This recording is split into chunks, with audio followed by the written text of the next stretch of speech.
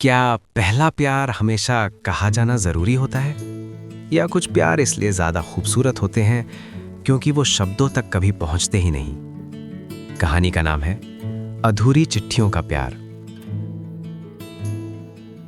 90s का हमारा गांव बहुत जल्दी जाग जाता था। मुर्गे की पहली आवाज, आंगन में झाड़ू लगाती माँ और मिट्टी की वो सोंधी खुशबू जो सिर्फ गांव में ही आती है।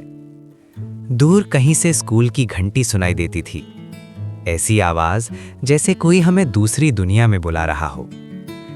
मैं तब 9वीं में था। नाम मेरा श्याम।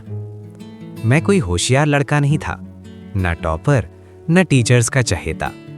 थोड़ा भुलक्कड़, थोड़ा ज्यादा सोचने वाला और अक्सर खुद में ही खोया हुआ।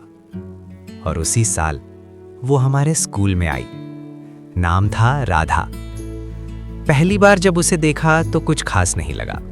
एक साधारण सी लड़की, 2 चोटियां, सादी चप्पल और आंखों में ज्यादा सवाल। लेकिन दूसरी बार और तीसरी बार फिर अचानक मुझे लगने लगा कि स्कूल का रास्ता कुछ छोटा हो गया है। मैं अक्सर अपनी कॉपी भूल जाता था। टीचर डांटते थे, पूरा क्लास देखता था, और हर बार राधा चुपचाप अपनी कॉपी मेरी तरफ सरका देती, बिना देखे, बिना कुछ कहे। हम ज्यादा बात नहीं करते थे। असल में हमने कभी खुलकर बात की ही नहीं। बस नजरें मिलती थीं और तुरंत नजरें हट जाती थीं। उसका हंसना बहुत सादा था, कोई दिखावा नहीं। लेकिन जब वो हंसती तो मुझे लगता जैसे क्लासरूम में एक खिड़की खुल गई हो और अंदर थोड़ी सी रोशनी आ गई हो। बरसात के दिन स्कूल कुछ ज्यादा ही अच्छा लगता था। भीगे रास्ते, गीली कॉपियां और एक ही छाते के नीचे कई बच्चे। एक दिन तेज बारिश हो रही थी। मैं छाता खोल ही रहा था कि उसने धीरे से मेरे छाते का एक कोना पकड़ लिया। बस 2 मिनट, ना कोई बात, ना कोई सवाल, लेकिन वो 2 मिनट मेरे अंदर कई साल तक बारिश बनके गिरते रहे। हमारी बातों का पहला असली जरिया चिट्ठियां बनी। सीधे नहीं। गांव छोटा था, नजरें तेज थीं और बदनामी बहुत जल्दी फैलती थी।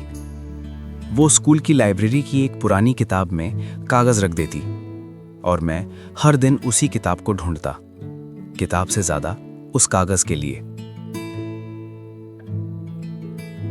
चिट्ठियों में कभी प्यार नहीं लिखा होता था, बस लिखा होता, आज तुम देर से आए, आज उदास लग रहे थे, तुम अच्छे लगते हो जब मुस्कुराते हो। और मैं उन लाइनों को बार बार पढ़ता, इतनी बार कि कागज पतला हो जाता, जैसे शब्द भी थक गए हों। मैंने कभी उससे कुछ नहीं कहा, क्योंकि मुझे उससे कुछ चाहिए नहीं था। बस वो जैसे है वैसी ही काफी थी। मैं चाहता था वो खुश रहे, चाहे मेरे साथ हो या नहीं। एक दिन चिट्ठी में लिखा था, घर में नया लैंडलाइन फोन आया है। उस रात मैं बहुत देर तक फोन के पास बैठा रहा। घंटी बजी, उसकी आवाज आई, बहुत धीमी, बहुत अपनी। हम बातें करते, छोटी छोटी। वो बोलती, मैं सुनता। कभी कभी सिर्फ सांसों की आवाज ही काफी होती थी।